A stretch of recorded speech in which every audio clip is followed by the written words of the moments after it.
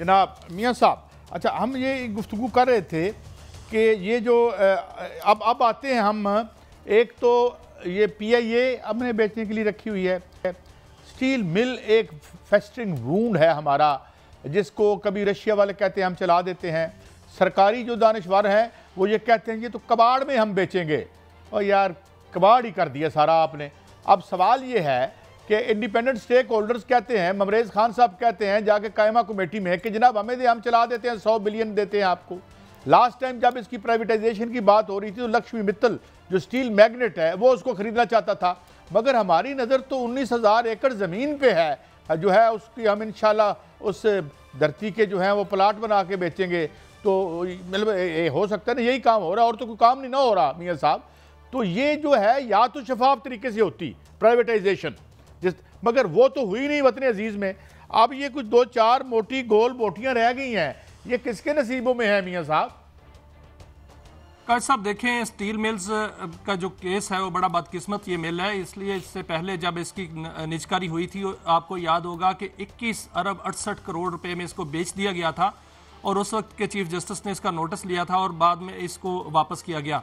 19,000 कनाल इसकी ज़मीन है, 300 कनाल पर कब्जा हो चुका है और इसके अलावा इसका 800 अरब रुपए का इसका जो है वो नुकसान जो है वो सामने आया है, इस पर लाइबिलिटीज़ हैं। इसके असासे जो बताए गए हैं 900 अरब रुपए के बताए गए हैं। अब 19,000 कनाल जो इसकी ज़मीन, एकड़, कनाल भी नहीं एकड़ ज़मीन है, उसमें 1500 एकड़ जो है वो ज़मीन अब राना तनवीर साहब कहते हैं कि एक्सपोर्ट यूनिट्स को दी जाएगी और 700 एकड़ ज़मीन जो है वो सिंध रेवन्यू को दी जाएगी। अब देखें, ये अगर इस तरह ज़मीन की बंदरबाट होनी है और इसी तरह होनी है तो फिर वो ज़मीन भी गई। अब ये कहा जा रहा है कि वहाँ जो मिल है उसमें चोरी हो रही है अभी भी, उसको जो मिल का वहाँ लोहा है, वहाँ मशीनरी है, वो बाकायदा तौर पे चोरी हो रही है, उसको कबाड़ में जो है इस वक्त बेचा जा रहा है और वो वहाँ से मशीनरी निकाली जा रही है।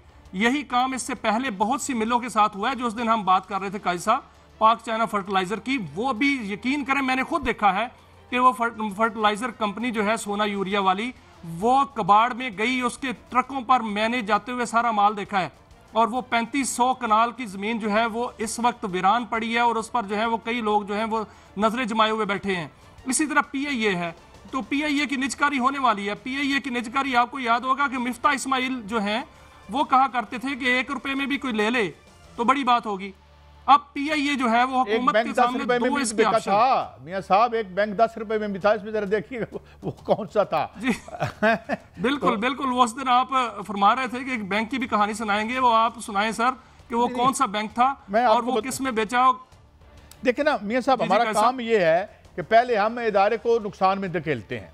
एक जहाज पे अगर 50 बंदे चाहिए, मैं मुहावरा दे तो उस पर हम 2000 बंदा रख लेते हैं, उस वक्त कहते हैं हो ये तो नहीं चलिया, अब हम इसको उधर दे देते हैं। अब जो एमरेट्स है वो पब्लिक सेक्टर में है, वो सरकार की है, वहाँ पे वो चल रही है, आप देख लें कैसे चल रही है। प्राइवेट सेक्टर में भी चल रही हैं पर इंज चलती हैं जिम्मे तुसी चल। बात ये है मियाँ साहब कि मैं आपको एक खबर और देता हूँ, डॉक्टर कैसर बंगाली के हवाले से मैं पहले भी अर्ज कर चुका हूँ।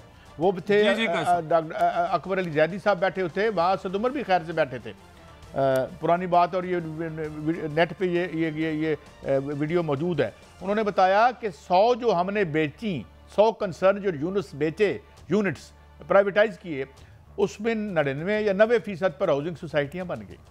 अभी तो मियाँ साहब एक स्कैंडल और भी है, जरा आप लाहौर की तरफ नजर नहीं करते कि ये जो ग्रीन एरियाज को ग्रे बनाने का जो माशाल्लाह अमल हुआ है पिछले कुछ सालों में, इस पे जो अच्छा मियाँ साहब एक और बात है, जिधर भी जाते हैं हम तो मुंह की खानी पड़ती है। अब देखें ये बिल्कुल बजा बात है कि इस इंटरनेट का कुछ लोग बड़ा नाजायज़ इस्तेमाल करते हैं। दे शुड बी कंप्रीहेंडेड और they should be taken to task. लेकिन मियाँ साहब आधी यूथ जेडे 4 टके कमा रही है, जो डॉलर आ रहे हैं या वो नेट तो उसके और भी है, तो कोई ऐसा सॉफ्टवेयर लेके आए, 44 अरब रुपया आपने गालबन लगा दिया ये फायर वॉल लाने के लिए, तो कोई कहता है 300 मिलियन का नुकसान हो रहा है, कोई कुछ कह रहा है, कोई कुछ कह रहा है, तो एटलीस्ट जो इसके पॉजिटिव यूज है वो हो, नेगेटिव बंद हो जाए। मियाँ साहब काजी साहब देखें, ये जो नेट स्लो हुआ है, एक तो ये कह रहे हैं कि फायरवॉल जो है वो उसका ट्रायल मुकम्मल कर लिया गया है और चंद दिनों में ये ठीक हो जाएगा, लेकिन इसका नुकसान क्या हुआ है? जो 64% हमारी यूथ है उनमें से 20% ऐसे नौजवान हैं जिनका रोजी रोटी ये है। वो इस तरह, ये मैं वीलॉग की बात नहीं कर रहा, मैं बात कर रहा हूं जिन जो ऑनलाइन काम करते हैं पूरी दुनिया में, जो पॉजिटिव काम करते हैं, और वो डॉलर्स जो हैं वो पाकिस्तान में आते हैं, लेकिन वो चंद दिन से बिल्कुल वेले बैठे हुए हैं और उनके जो ऑर्डर्स थे वो कैंसिल हो गए। बहुत सी आईटी फर्म से मेरी आज बात हुई है, उनका कहना है कि हमारे ऑर्डर्स भी कैंसिल हो गए हैं। बहुत सी आईटी फर्म्स हैं वो ऐसी थी जिन्होंने बाहर से सर्वर जो है ऑनलाइन यहां मंगवाए, फिर उस पर काम किया। ये बहुत बड़ा नुकसान जो है वो हुआ इन दिनों में, लेकिन अब ये कहा जा रहा है कि चंद दिनों में ये ठीक हो जाएगा। लेकिन आम जो सारिफ है, जो इसी पर ही कमाता है, वो किस तरह इसको यूज करेगा? ये गाइडलाइन किसी ने नहीं दी, ना पीटीए इस पर बात कर रहा है, ना आईटी मिनिस्ट्री इस पर बात कर रही है। सिर्फ होप दिलाई जा रही है कि चंद दिन में ठीक हो जाएगा। और दूसरी जानिब ये कहा गया कि इसकी इंस्पेक्शन हो रही थी और जो डिजिटल दहशतगर्दी है उसकी रोकथाम के लिए अच्छी बात है, उसकी रोकथाम होनी चाहिए। जो मुल्क के खिलाफ काम हो रहा है उसको नहीं होना चाहिए, मुल्क दुश्मनी नहीं होनी चाहिए, लेकिन जो पॉजिटिव काम है उसकी गाइडलाइंस जरूर आनी चाहिए।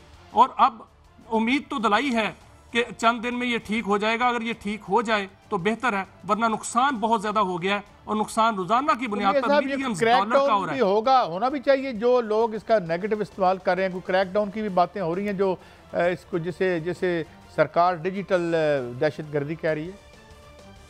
कैसा, मैंने पहले ये बात की थी, डी पैकेट इंस्पेक्शन, ये डी पैकेट इंस्पेक्शन हो चुकी है और उसमें आइडेंटिफाई कर लिया गया है कि कौन क्या करता रहा, कौन क्या कर रहा है, और उसमें जो लेयर्स हैं उसमें से जो चीजें मिली हैं वो बड़ी खौफनाक मिली हैं, होशरुबा मिली हैं, और वो जो डांडे मिलते थे बाहर के मुल्कों से, बाहर के जो वक्त कम है, ये बताइए कुछ जो यूट्यूबर जिनको इस कैटेगरी में समझा जा रहा है या इस हवाले से, तो क्या कोई ये फासिल वाबडा साहब ने भी कहा था जी कि 5-6 लोग हैं, यूट्यूबर हैं, एंकर हैं, ये है वो है, तो उस हवाले से भी कोई तादीबी कार्रवाई इन दी ऑफिंग है? जी बिल्कुल, काजी साहब मेरे जरा ये कहते हैं, मैंने जब फैसल वार्डा ने बात की तो मैंने भी अपनी जगह पे तहकीक की, तो ये पता चला कि ये क्रैकडाउन होने जा रहा है। कुछ यूट्यूबर्स हैं, कुछ एंकर्स भी हैं, और वो जो हैं वो इसकी जद में आएंगे, और कुछ ऐसे नॉन स्टेट एक्टर्स हैं जो इसका सोशल मीडिया का गलत इस्तेमाल कर रहे थे, वो भी इसकी जद में आएंगे।